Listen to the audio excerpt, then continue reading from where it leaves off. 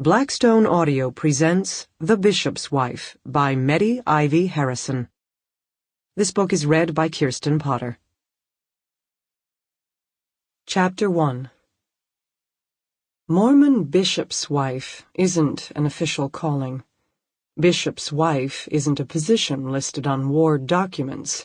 There's no ceremonial laying on of hands or pronounced blessings from on high. But if the bishop is the father of the ward, the bishop's wife is the mother, and that meant there were 500 people who were under my care.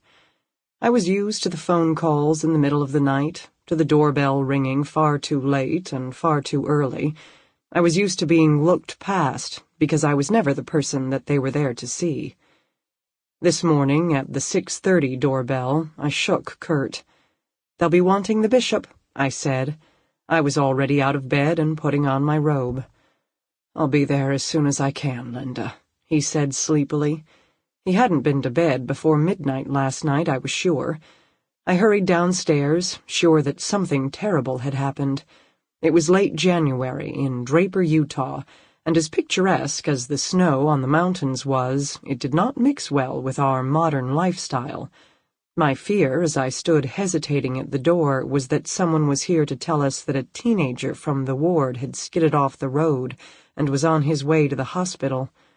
The doorbell rang again, and then the door was knocked on, impatiently.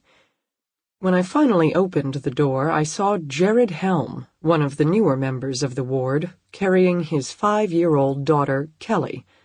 She had curly blonde hair that always seemed messy, no matter how often it was combed. The remains of breakfast, oatmeal, were all over her chin. She was still in her pajamas, but she'd been bundled into an inside-out snowsuit.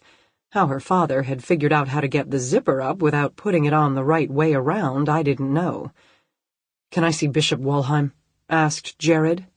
Not an accident, then, I thought with relief. "Come in from the cold. He's awake, and he'll be down in a minute," I assured Jared. So would Samuel, the youngest of my 5 sons, who was a senior in high school. I could hear his alarm going off upstairs and knew he'd be rushing out the door soon.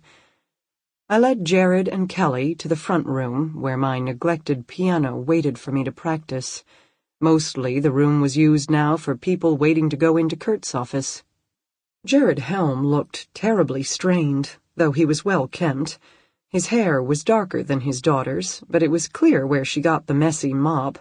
His was wet now, the curls ruthlessly combed around a side part. He was dressed in a button-down... Sample complete. Ready to continue?